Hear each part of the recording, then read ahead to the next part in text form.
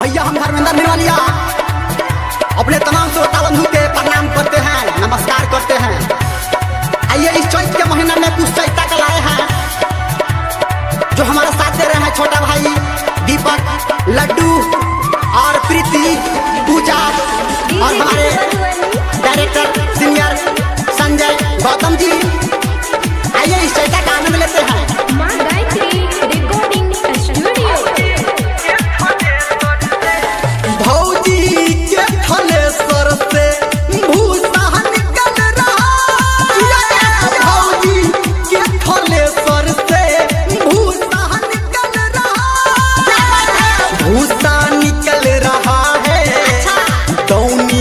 चल रहा है भूसा निकल रहा है दौनी चल रहा है।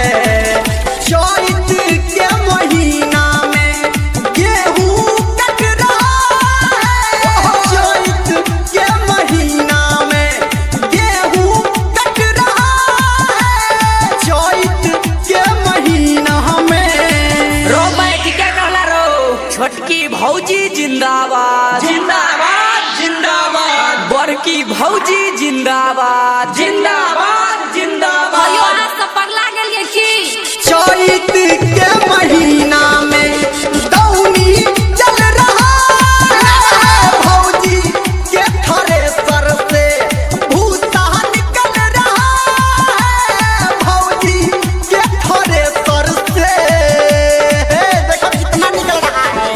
भौजी की हो हम लोग कहीं गेहूं का दौनी कर दिए नहीं की आना के नहीं करलियो एक खेत और गेहूं से रह जाए। हम की करब सर दादा अपना से करू ना। अभी आप सुन रहे हैं सावन की गुडुरा